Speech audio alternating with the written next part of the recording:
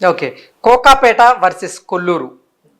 ఈ 2 ప్రాంతాల్లో ఎక్కడ ఇన్వెస్ట్ చేస్తే బావుంటది అని మీ ఆప్షన్? ఇప్పుడు కోకాపేటలో ఆల్మోస్ట్ ఇన్వెస్ట్మెంట్ చేయడానికి చాలా అన్నీ కూడా సోల్డ్ అవుట్ ల్యాండ్స్ వరకు. కాబట్టి మీరు ప్లాట్గా కొనడానికి చాలా ఇంపాసిబుల్. అదే విల్లాస్ కానీ అపార్ట్మెంట్స్ కానీ కొనవచ్చు. కాకపోతే బడ్జెట్ చాలా ఇంపార్టెంట్. అందరూ కొనలేరు. నార్సింగ్ కానీ కోకాపేటలో కానీ కొనాలంటే ఇవాళ ఒక విల్లా కొనాలంటే ఆల్మోస్ట్ ఒక 20 కోట్ల దగ్గరలో పెట్టాలి. 20 కోట్లు ఎంతమంది పెట్టగలరు? సో అదే ఒక అపార్ట్మెంట్ కావాలంటే 3 కోట్లు పెట్టాలి. అదే పెద్ద అపార్ట్మెంట్ అయితే 10 కోట్ల అపార్ట్మెంట్స్ కూడా ఉన్నాయి. సో ఆ రేంజ్లో పోయే వాళ్ళకి ఆ ఏరియా బెస్ట్. వాళ్ళు ఏంటంటే డబ్బులు ఉన్నాయి కొనగలరు కాబట్టి దూరం రారు. అది సిటీకి దగ్గరలో ఉంటుంది. సో కాబట్టి వాళ్ళకి అది better.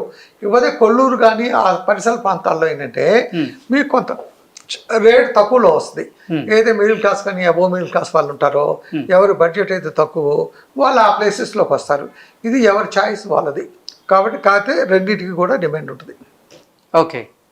So Mokila and Kollur, Kokapet ఈ 3 ప్రాంతాల్లో ఎలా ఉంది సార్ ఇప్పుడు ప్రస్తుతం మార్కెట్? మొకిల, కొల్లూరు, కోకాపేట. సో కోకాపేటలో నేను చెప్పాను కదా చాలా రేట్లు ఎక్కువగా ఉంటాయి. అక్కడ ఓన్లీ హై ఎండ్ కస్టమర్సే వెళ్తారు. మొకిల ఈ చుట్టుపక్కల ప్రాంతంలో కొంత లో ఎండ్ కస్టమర్స్ ఎవరైతే ఎఫోర్డబిలిటీ లేదో వెళ్తారు. కాకపోతే కొంత టైం పోయిన తర్వాత ఏమవుతుందంటే అవి కూడా డెవలప్ అవుతాయి, ఆన్ పార్ విత్ వస్తాయి. ఇవాళ కాకపోతే ఒక 5 సంవత్సరాలకో 10 సంవత్సరాలకో మోకెల్ కానీ లేకపోతే కొల్లూరు కానీ ఆన్ పార్ విత్ కోకాపేట అవుతుంది. ఎందుకంటే అక్కడ డెవలప్మెంట్ వస్తుంది, రోడ్లు వస్తాయి.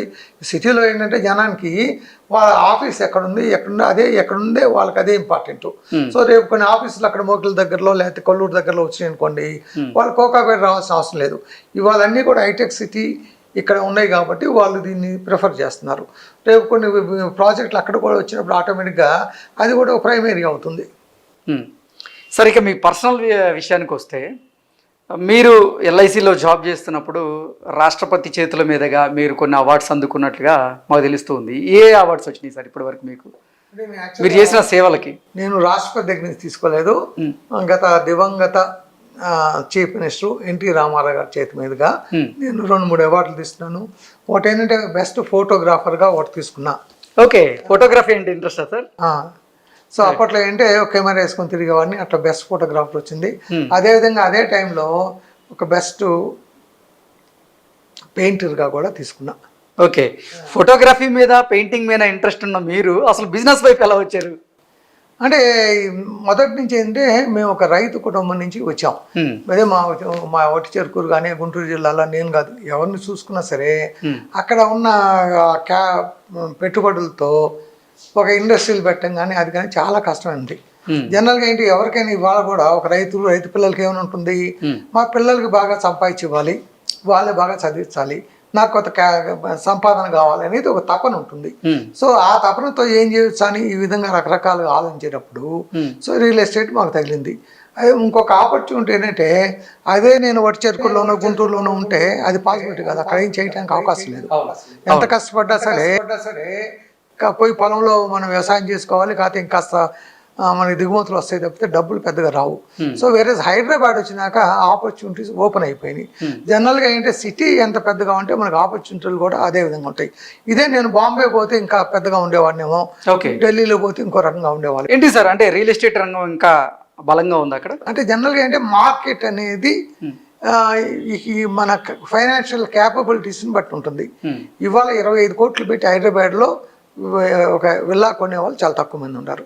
సో అదే బాంబేలో మినిమం 25,000 కోట్లు ఉంటుంది, 50 కోట్లు 75 కోట్లు ఉంటుంది. ఎందుకని అక్కడ ఉన్న బిజినెస్ మెన్ కానీ వాళ్ళ ఫైనాన్షియల్ స్టేటస్ అట్లాంటిది అనమాట. అదే ఢిల్లీలో కూడా అంతే. సో ఎప్పుడైతే మన ప్లేస్ పెద్దదైద్దో అదే అమెరికాలో ఉన్నారనుకోండి ఇంకా పెద్దగా ఉంటుంది. సో ఆ ప్లేస్ని బట్టి ఆ ఇన్కమ్ లెవెల్స్ కూడా మారుతూ ఉంటాయి. సో మేము అక్కడి నుంచి షిఫ్ట్ అయ్యి విలేజ్ నుంచి ఇక్కడ హైదరాబాద్కి వచ్చాం కాబట్టి ఇక్కడ ఉన్న పరిస్థితులను బట్టి చేస్తూ వచ్చాం. ఇంకోటి ఏంటంటే ముఖ్యంగా అందరూ గుర్తుపెట్టుకోవాల్సింది అంటే బిజినెస్లో మనం సక్సెస్ కావాలంటే బేసికల్గా ఫస్ట్ పాయింట్ కష్టపడటం. ఎగ్జాక్ట్లీ. రెండో అతి ముఖ్యమైన విషయము కస్టమర్కి నమ్మకంగా ఉంటాం. కస్టమర్ మనం చూసాడా లేదా అది మనకు అనవసరం. కస్టమర్కి మనం చాలా లాయల్గా ఉండాలి, వాడికి కావాల్సింది ఇవ్వాలి. అంతేగాని కస్టమర్ గమనించలేదు పర్వాలేదు అని చెప్పి మనం ఇప్పుడు కూడా వాడిని మోసం చేయటం కానీ లేకపోతే ఎన్కాష్ చేసుకోవడం కూడా చేయకూడదు. అంటే మోసం అని అన్ను ఒక్కోసారి ఏంటి బిజినెస్లో కొంత ఎన్కాష్ చేసుకుంటాం అవతల వాళ్ళు కామ్గా ఉంటే. అట్లా కాకుండా మనం ఎప్పుడైతే లాయల్గా ఉంటాం కస్టమర్కి, వాడు కూడా మన మీద లాయల్గా ఉంటుంది, బిజినెస్ మనకి పెరిగే అవకాశం ఉంటుంది.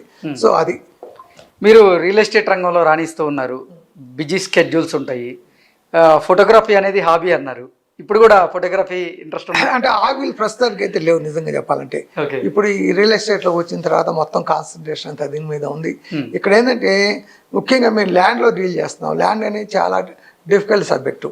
ల్యాండ్ కొన్నప్పుడు అనేక ఇబ్బందులు ఉంటాయి, లీగల్గా మనం చూసుకోవాలి. లీగల్గా అన్ని చూసుకున్నా కూడా ఇవాళ అనేక కేసులు పడుతున్నాయి. ఇవన్నీ కూడా మనం ల్యాండ్ కొనే ముందు ఏ అంశాలను పరిగణలోకి తీసుకుంటారు, ఏ అంశాలను పరిశీలిస్తారు మీరు? ల్యాండ్ ఫస్ట్ కొనేటప్పుడు ఏంటంటే ఫస్ట్ బేసికల్గా మన లొకేషన్ బాగుందా, రెండోది రేటు రీజనబుల్గా ఉందా, మూడోది అతి ఇంపార్టెంట్ ఏంటంటే లీగల్గా క్లియర్గా ఉందా.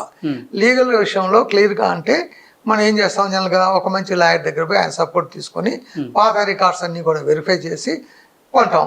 ఇంత కొన్నా కూడా ఒక్కోసారి ఏంటంటే మనకి తెలియని ఇబ్బందులు ఉండి తర్వాత ప్రాబ్లమ్స్ వస్తాయి, డెఫినెట్గా రావడం లేదు. అందుకని రియల్ ఎస్టేట్ అందరూ చేయలేరు, కొంతమంది చేస్తారు. సో మేము ఈ విషయంలో కొంత నైపుణ్యాన్ని సంపాదించాం కాబట్టి నిలదొక్కోగలిగాం. సో ఆ ప్రాబ్లమ్స్ వచ్చినప్పుడు మనం భయపడకుండా నిలబడి సాల్వ్ చేసుకోవాలి. అవసరమైతే మన కొన్న డబ్బుల కంటే ఇంకొంత ఎక్కువ పెట్టినా సరే ఏదో విధంగా సాల్వ్ చేసుకోవాలన్నమాట. అంటే సాల్వ్ చేసుకోవాలంటే పోయి వాటితో కొట్లాడాలని కాదు. సో అనేక రకాలు ఉంటాయి, మీరు కోర్టుకు పోవచ్చు, కొట్లాడచ్చు. ఒక్కోసారి కోర్టుకు పోతే టైం పడుతుంది. అందుకని కొంత డబ్బులు ఇచ్చేసి వాడికి అవసరం లేకపోయినా సరే వాడిని పిలిచి బతులాడి కొంత డబ్బులు ఇచ్చేసి వాటితో డాక్యుమెంట్ తీసేసుకో ప్రాపర్ సామరస్యంగా పరిష్కరించుకుంటున్నారు. అట్లా అప్పుడు ఇష్యూస్ ఏమి ఉండవు అనమాట. Okay sir, Muppa group of కంపెనీస్లో ఇప్పుడు ఎంతమందికి మీరు ఉపాధి కల్పించారు, ఎంతమంది మీ కంపెనీల్లో పనిచేస్తూ ఉన్నారు? అంటే 30 ప్రాజెక్ట్స్ 30 కన్స్ట్రక్షన్ వాటిలో ఎంప్లాయీస్ డైరెక్ట్గా వచ్చేసి 250 నుంచి 300 మంది ఉంటారు. ఈ 300 మంది కూడా రోల్స్ మీద ఉండాలి, రెగ్యులర్ శాలరీ మీద ఉండేవాళ్ళు. వీళ్ళు కాకుండా లేబర్ కానీ ఇండైరెక్ట్గా ప్రత్యక్షంగా పరోక్షంగా లేబర్ వచ్చి సైట్లో పనిచేసి వెళ్ళిపోయేవాళ్ళు, వాళ్ళు ఒక 2000 మంది ఉంటారు. ఇది కాకుండా మేము కొనే ఏదైతే స్టీల్ కానీ సిమెంట్ కానీ ఇవన్నీ ఉంటాయి కదా, వాటిలో పనిచేసే వాళ్ళు చాలా ఎక్కువ మంది ఉంటారు, అని మీకు తెలుసు కదా. సో ఇదే కాకుండా దీంట్లో చాలా మంది అడ్వాంటేజ్ కూడా ఉంటుంది. ఇప్పుడు నేను ఒక బిజినెస్ చేసినప్పుడు నేను ఎంత లాభపడతానో నా దగ్గర కొంత కస్టమర్ కూడా అంతే లాభపడతారు. ఇవాళ మొదట్లో నా దగ్గర ఒక ప్లాట్ కొన్నాయినా 2 లక్షలకు కొంటే ఇవాళ 2.5 కోట్లు ఉంది. సో నాకు దాని మీద వచ్చింది ఎంత, ఆ ప్రాజెక్ట్ మొత్తం మీద నాకు వచ్చింది ఆ రోజుల్లో 10 లక్షలు. ఓకే, ఇవాళ ఆయనకేంటి ఆ ప్లాట్ అక్కడ ఉంచుకొని అవన్నీ చేశాడు కాబట్టి ఆయనకి 2.5 కోట్లు వస్తున్నాయి. సో ఈ విధంగా ఏంటంటే కస్టమర్ కూడా బెనిఫిట్ కావాలి, అప్పుడే మనకి ఇంకోసారి మన దగ్గరకు వస్తాడు. సో ఈ విధంగా అంటే రియల్ ఎస్టేట్లో ఇద్దరు బెనిఫిట్ అవుతారు, కస్టమరు, బిజినెస్ చేసే ఆయన. ఓకే, ఈ ముప్పా గ్రూప్ ఆఫ్ కంపెనీస్ అలాగే మీరు కొంతమంది విద్యార్థినులకి మీరు విద్యాపరంగా చాలా చాలా రకాలుగా హెల్ప్ చేస్తున్నట్లుగా కూడా మేము విన్నాం. ఏంటి సార్, ఎంతమందిని చదివించారు ఇప్పటి వరకు? బేసికల్గా ఏంటంటే మేము కూడా వ్యవసాయ కుటుంబం నుంచి వచ్చాం కాబట్టి ఎవరైతే కాస్త నీడి బేస్డ్ ఉంటారో, ముఖ్యంగా ఆడపిల్లలు ఎక్కడ ఉంటారో వాళ్ళకి చదువు విషయంలో కొంత సపోర్ట్ చేస్తూ వచ్చాం. కానీ ఇప్పటిదాకా మేము చేసింది చాలా తక్కువ, ముందు ఇంకా చాలా గట్టిగా చేయాలి. ఇంకోటి ఏంటంటే ఇప్పుడు కంపెనీలు పెట్టిన తర్వాత కంపెనీ సోషల్ ఆబ్లిగేషన్ ఉంటుంది, కొంత ఫండ్ మేము కంపల్సరీగా ఖర్చు పెట్టాలి. సో వాటి కింద ఏంటంటే మేమైతే ప్రాజెక్టులు చేస్తున్నామో ఆ దగ్గరలో ఉన్న విలేజెస్లో వాళ్ళకి భోజనాలు పెట్టాం. స్కూల్లో పిల్లలు మధ్యాహ్న భోజనాలు అవి మేము ఉచితంగా మధ్యాహ్నం భోజనాలు ఏర్పాటు చేస్తాం కార్పొరేట్ సోషల్ రెస్పాన్సిబిలిటీ కింద. అదేవిధంగా ఆ ఊరికి దగ్గరలో ఉన్న చిన్న చిన్న ఫెసిలిటీస్ అనేది మా లెవెల్లో మేము చేస్తాం. ఓకే, దాంతోపాటుగా అసలు పర్సనల్గా మీరు కూడా మీ చుట్టుపక్కల విలేజెస్లో కూడా చాలామంది విద్యార్థులకి విద్యాపరంగా అలాగే వివాహ పరంగా కూడా ఆర్థికంగా వాళ్ళకి సహాయ సహకారాలు అందించినట్లుగా కూడా మాకు తెలుస్తుంది. అవన్నీ చాలా చిన్నవండి, చాలా పెద్ద చెప్పుకోదగే కాదు, ఇంకా ముందు చేద్దామని ఉంది. ఓకే సార్, అసలు Muppa group of companies aim ఏంటి, గోల్ ఏంటి అంటే ఏం చెప్తారు? సో ఏదైనా ఒక బేసికల్గా బిజినెస్ కంపెనీ యొక్క గోల్ ఏంటంటే గ్రో కావటం. సో ప్రాఫిట్ అనేది బేసిక్ నీడ్ అనమాట కంపెనీకి. కాకపోతే ఏంటంటే ఓన్లీ ప్రాఫిట్ కాకూడదు. సో బేసికల్గా కస్టమర్కి ఉపయోగపడుతూ మనం బెనిఫిట్ తీసుకోవాలి. అసలు సొంత ఇంటి నిర్మాణం అనేది ఈ మధ్యకాలంలో ప్రతి ఒక్కరికి ఒక కళగా వస్తుంది. ఆ కళ కోసం వాళ్ళు ఏంటంటే ఆ కళను సాకారం చేసుకునే కోసం రూపాయి కూడగట్టుకొని మరి వారు ఇల్లు కొనుక్కునేందుకు లేదా అపార్ట్మెంట్లు కొనుక్కునేందుకు విల్లాలు కొనుక్కునేందుకు ప్రయత్నం చేస్తూ ఉంటారు. సో వాళ్ళ కళల్ని మీ కంపెనీ ద్వారా అలాగే మీలాంటి ఎన్నో కంపెనీలు సాకారం చేస్తూ ఉన్నాయి. సో అసలు రానున్న రోజుల్లో అసలు కస్టమర్కి ఎటువంటి గ్యారంటీతో మీరు ఫ్లాట్లు ఇవ్వబోతున్నారు? ఇప్పుడు బేసికల్గా ఏంటంటే నేను ఇందా చెప్పాను కదా, value for the money. Customer ఇచ్చే ₹10 కూడా నేను ఎవరి దగ్గర కన్నా పోయి నేను కొంటే నేను ఎక్స్పెక్ట్ చేస్తాను. అది నేను ముందే కస్టమర్కి నేను ఆయన అడక్క ముందే నేను ప్రొవైడ్ చేయాలి. సో ఏదైతే ₹1 ఎంత జాగ్రత్తగా చూసుకుంటానో వాళ్ళు ఇచ్చే 10 మంది ఇచ్చే ₹10 ఇంకా ఎక్కువ జాగ్రత్తగా చూసుకోవాలి. ₹1 పోగొట్టుకుని ఎవరు పట్టించుకోరు.